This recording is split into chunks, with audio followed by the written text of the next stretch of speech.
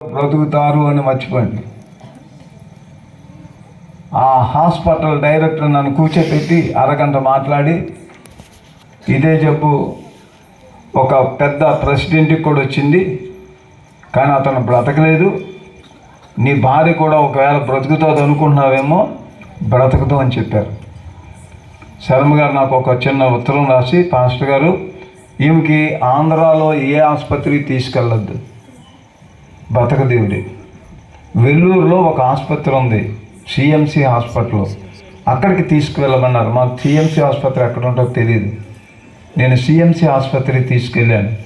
అక్కడ కూడా ఇదే చెప్పారు, పాస్టర్ గారు ఈమెకి బాగా ముదిరిపోయింది, 76%. ఈ ఎముకలంతా కూడా క్యాన్సర్ పట్టినాయి. ఈమె మీరు ఒంటరిగా కూడా ఎక్కడికి బాత్రూమ్ కూడా ఒంటరిగా పంపించకండి, కాళ్ళు ఇరిగిపోతాయి, ఆ తర్వాత చేతులు ఇరిగిపోతాయి, తర్వాత నడుము ఇరిగిపోద్ది, ఆవిడ ఒక ముద్దలాగా అయిపోద్ది, అలాగ ముద్దలాగా అయిపోయి చచ్చిపోద్ది, ఇది బ్లడ్ క్యాన్సరు అని చెప్పారు. నాకు చాలా కళ్ళంట నీళ్ళు తిరుగుతున్నాయి. ఏంట్రా మా జీవితం ఎలాగైపోయింది, ఏంటి నా పరిస్థితి ఎలాగైపోయింది, ఊరు కాని ఊరు వచ్చాం ఏంటని అలాగే ఉన్నప్పుడు మొత్తానికి ఏదేమైనా డాక్టర్ గారు వద్దండి జాయిన్ చేయకండి అని చెప్పినా సరే, మీరు జాయిన్ చేయండి డాక్టర్ గారు, ఒకవేళ అందరూ చచ్చిపోతాం కదా, నా భార్య కూడా చచ్చిపోద్ది, తీసుకెళ్ళిపోతాను కాకినాడ, మీరేం అనుకోవద్దు జాయిన్ చేయమంటే ఐఎస్ఎం మీద జాయిన్ చేసుకున్నారు. ప్రియులారా, ఆమెకు రాని రోగం లేదండి, హై షుగరు. ఎంత షుగర్ అంటే 24 గంటలు ఇన్సులిన్ పెట్టేవాళ్ళు ఆవిడకి.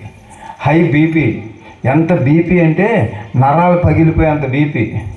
తర్వాత హై ఈ నిమోనియా, ఊపిరితిత్తులంతా నీరు పట్టేసింది. తర్వాత డెలేరియా, రోజుకి 15 విరోచనాలు చొప్పున 3 నెలల పైనే. ప్రియులారా, ఆమెకి రాని రోగం లేదండి. ఆర్థరైటిస్ వచ్చింది, రొమాంటిక్ ఆర్థరైటిస్, ఇవన్నీ ఉబ్బిపోయినాయి, కాలు ఉంగేది కాదు, బాత్రూమ్కి ఇలాగ తీసుకెళ్ళి మోసుకొని తీసుకెళ్లాల్సి వచ్చేది, నా నడుము పడిపోయేది ఆవిడ మొయ్యలేక. ప్రియులారా, భయంకరమైన పరిస్థితిని మేము ఎదుర్కొన్నాం. వెల్లూరులో ఒకరోజు కాదు ఆసుపత్రిలో ఉంటా, 6 నెలలు ఉన్నాను నేను. కాకినాడ మర్చిపోయాను, నా పిల్లలు మర్చిపోయాను, సంఘాన్ని కూడా మర్చిపోయాను. నేను నా భార్యకి అప్పుడు నాకు 20 సంవత్సరాలు అన్నమాట పెళ్ళై. మేము మా సిల్వర్ జూబిలీ ఆసుపత్రిలో చేసుకున్నాం. ఇంకా అదే ఆఖరి అనుకున్నాను. ఈ 20 సంవత్సరాలు ఈవిడ నాకు సేవ చేసింది, నా పిల్లల్ని పెంచింది. ఈరోజు ఆవిడ చచ్చిపోతుంటుంటే నేను ఈవిడి దగ్గర నిలబడకపోతే నేను ఈవిడికి అన్యాయం చేసినట్టని నేను 6 నెలలు ఆవిడ దగ్గర నిలబడ్డాను. దేవుని బిడ్డ, అది ఎప్పుడు చచ్చిపోద్దో తెలియదు. ప్రతిసారి డాక్టర్లు రావడం, భుజం మీద చెయ్యడం, పాస్టర్ గారు ధైర్యంగా ఉండండి, ఈ రాత్రి ఏదైనా జరగవచ్చు, దయచేసి మీ వాళ్ళందరికీ కూడా కబుర్లు చెప్పుకోబడినవారు. అలాంటి పరిస్థితి. కానీ ఒక విషయం జరిగిందండి, 6 నెలలు మాకు ఎవరు తోడు ఉన్నారో తెలుసా అక్కడ ఆసుపత్రిలో? దేవుడే తోడు. అందరు గట్టిగా స్తోత్రం చెప్తారా? హల్లెలూయా. దేవుని బిడ్డ, ఎవరు లేరనుకుంటున్నారేమో, దేవుడు నీకు తోడుగా ఉండడానికి పుట్టాడు, నీ జీవితాన్ని మార్చడానికి ఆయన పుట్టాడు. ఇంకా నిన్ను పాపంలో, దుర్మార్గంలో, వేదనతో, దుఃఖముతో, చీకటితో ఉంచడానికి ఆయన పుట్టలేదు. ఆయన మన జీవితాల్లో మనకు తోడుగా ఉండడానికి పుట్టాడు. ప్రియులారా, 6 నెలలైంది దేవుడు దర్శించాడు నా భార్యని. నన్ను ఎలాగ దర్శించాడో నా భార్యను కూడా దర్శించాడు. ఏం జరిగిందంటే, దేవుడు ఆమెకి ఒక ఇంజెక్షన్ ఇచ్చినట్టుగా ఆమెకు అర్థమైంది. నర్సుని పిలిచింది, అమ్మ నువ్వు నాకేం ఇంజెక్షన్ ఇచ్చావో, ఏంటది చల్లగా వెళ్ళింది అన్నారు. ఇప్పుడు నీకు ఇంజెక్షన్ ఇవ్వడం ఏంటమ్మా అన్నారు. తర్వాత ఆవిడకి అర్థమైంది, దేవుడు ఆమెను తాకినట్టుగా, ముట్టినట్టుగా. ఒక వాగ్దానం ద్వారా దేవుడు, అమ్మ నీ ఎముకలను లేతగడ్డి వలె బలుస్తాయని దేవుడు యెషయా గ్రంథం 66వ అధ్యాయంలో ఉన్న వాగ్దానం దేవుడు ఇచ్చాడు. అద్భుతం ఏంటంటే, ఒకరోజు డాక్టర్ వచ్చాడు. డాక్టర్ గారు వచ్చి, పాస్టర్ గారు చాలా దేవుడు గొప్ప, ఆయనే బ్రతకడని చెప్పారు, ఆయనే జాయిన్ చేసుకోనని చెప్పిన డాక్టరే నా దగ్గరకు వచ్చి, పాస్టర్ అమ్మగారు రిపోర్ట్లు వచ్చినాయి, ఈరోజు ఆమెకి 0 క్యాన్సర్ అని చెప్పాడు. దేవుని స్తోత్రం, హల్లెలూయా. 0 క్యాన్సర్ అండి, నో క్యాన్సర్, క్యాన్సర్ పోయింది. యేసు ప్రభు క్యాన్సర్ను కూడా క్యాన్సర్ చేయగల దేవుడు అండి. అందరూ గట్టిగా స్తోత్రం చెప్తారా? దేవుని బిడ్డలారా, ప్రభు మాకు తోడుగా ఉన్నాడు. ఈ రోజుకి ఆమె సజీవుల లెక్కలో ఉంది. 16 సంవత్సరాలు అయింది ఇప్పటికి. దేవుడు ఈరోజు మా సేవ అంతా అభివృద్ధి పొందడానికి కారణం దేవుడు మమ్మల్ని పిలిచాడు. మేము ఈరోజు మన కుటుంబాల్లో గొప్ప కార్యాలు జరగడానికి కారణం ఏంటంటే దేవుడు మనతో ఉన్నాడు. ఆయన మనకి రక్షకుడిగా వచ్చాడు. ఆయన మనకి ఇమ్మానుయేలుగా వచ్చాడు. ఆయన మనల్ని నీతిమంతులుగా చేయడానికి వచ్చాడు. చివరిగా ఆయన గురించి ఏమని రాయబడిందంటే ఆయన ఆశ్చర్యకరుడు, ఆలోచనకర్త, బలమైన దేవుడు, నిత్యుడగు తండ్రి. ఆ తర్వాత ఏముందండి? సమాధానానికి అధిపతి, ప్రిన్స్ ఆఫ్ పీస్. ఆ మాట నాకు చాలా ఇష్టం అండి. శాంతికి రాజు యేసు ఒక్కడే. ఆ కిందకి ఏముందో తెలుసా? ఆయనకు ఇష్టులైన మనుషులకు ఎక్కడ సమాధానం? భూమి మీద సమాధానం. ఈ మాట చెప్పడానికే నేను ఇక్కడికి వచ్చాను. పరలోకంలో సమాధానం కాదండి, భూమి మీద సమాధానం. ఈ లోకంలో డబ్బు ఇవ్వలేదండి శాంతి, డబ్బు ఇవ్వలేదండి సమాధానం, ఉద్యోగం ఇవ్వలేదండి, మన పిల్లలు ఇవ్వలేరండి మనకి సమాధానం, మన కార్లు బంగళాలు ఇవ్వలేవండి మనకి సమాధానం. మనకి సమాధానం ఇచ్చేవాడు యేసు ఒక్కడే. చప్పట్లు కొట్టి గట్టిగా గట్టిగా కొట్టండి, దేవునికి స్తోత్రాలు చెప్పండి. హల్లెలూయా, హల్లెలూయా. దేవుని బిడ్డ, ప్రభు నిన్ను శాంతితో ఉంచడానికి ఈ లోకానికి వచ్చాడు. అందుకే ప్రభు అన్నాడు, నా శాంతిని మీకు ఇస్తున్నాను, నా శాంతిని మీకు ఇస్తున్నాను. ఆయన శాంతితో మనం నింపడానికని ఈ లోకానికి వచ్చాడు. అందుకే పౌలు అంటాడు, క్రీస్తు అనుగ్రహించు సమాధానము మీ హృదయములలో ఏలుచుండనీయుడి. ఈరోజు నిన్ను నన్ను ఆయన సమాధానం వెళ్ళాలి. ఈరోజు నీవు నేను ఆయన తోడును కలిగి ఉండాలి. ఈరోజు నీవు నేను ఆయన పరిశుద్ధతను, ఆయన నీతిని కలిగి ఉండాలి. అందుకే యేసు ప్రభు పుట్టాడు. అదే క్రిస్మస్. స్తోత్రం చెప్తారా? ఇప్పుడు చెప్పండి, happy Christmas, merry Christmas, happy happy Christmas, merry merry Christmas. ఎందుకు? ఆయన మన పాపాలు క్షమించాడు. నువ్వు నీతిమంతుడివి, నువ్వు పరలోకబద్ధుడివి. ఈరోజు మనం పరలోక బిడ్డలుగా ఉండాలని, పరలోక జీవితాన్ని ఈ భూలోకంలో ఇవ్వడానికి యేసు పుట్టాడు. నీ పాపం పోగొట్టుకోవాలి. నువ్వు ఇంకా పాపంలో ఉన్నట్లయితే నువ్వు మోక్షం చేరలేవు. యేసు ప్రభుని నువ్వు అంగీకరించి, ప్రభువా నేను పాపిని, నన్ను క్షమించు, నాకు విడుదలమని అడిగితే యేసు నీ పాపాలు క్షమించడానికి సిద్ధంగా ఉన్నాడు. నిన్ను నీతిమంతుడిగా చేస్తాడు. యేసయ్యా నాకెవ్వరూ లేరు, నాకు తోడుగా ఉండమని అంటే ప్రభు నీతో ఉండడానికి ఇష్టపడుతున్నాడు. ప్రభువా నీ శాంతి నాకు కావాలి, నీ సమాధానం నాకు కావాలి. దేవుని బిడ్డలారా, ఒక్క మాట చెప్పి నేను ముగిస్తాను. ఈరోజు మనము పరలోకానికి వెళ్తామా లేదా అనే దానికి ఈ 3 రుజువులు. నువ్వెవరిని వెళ్ళి అడగవసరం లేదు.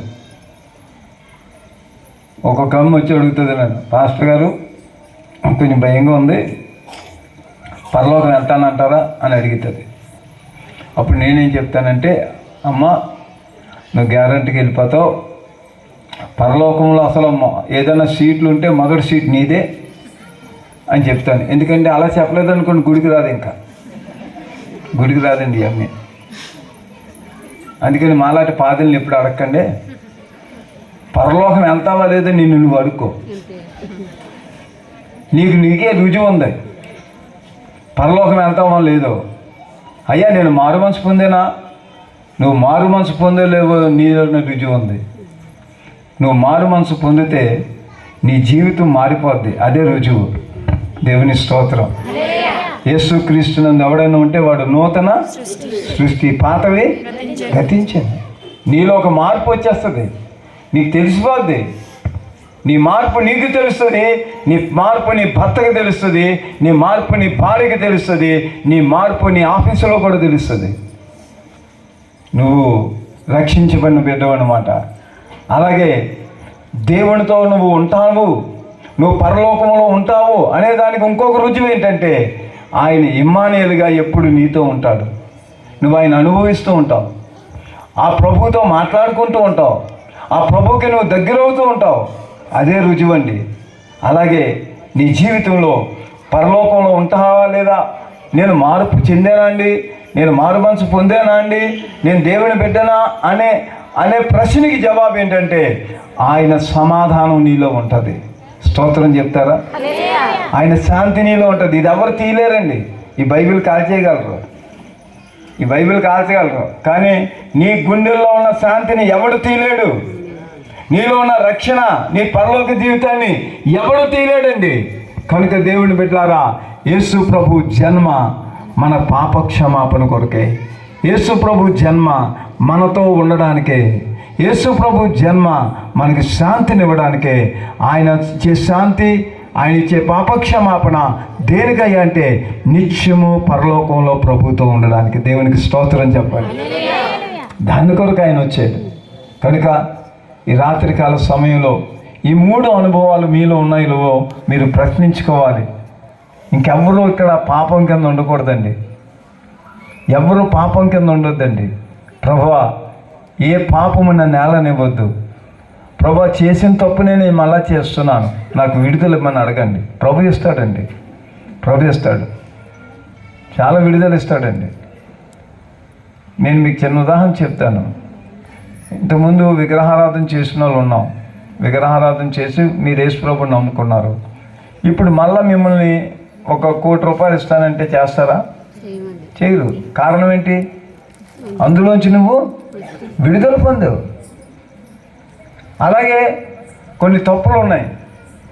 మన ఒక ఆయన వచ్చి అంటాడు, అయ్యగారు 20 సంవత్సరాలు తాగానండి నేను, కానీ ఈ గుళ్ళోకి రాబట్టి యేసుప్రభు నన్ను మార్చాడు. ఇప్పుడు 9 సంవత్సరాలు తాగుడు అంటే ఏంటో నాకు తెలియదు.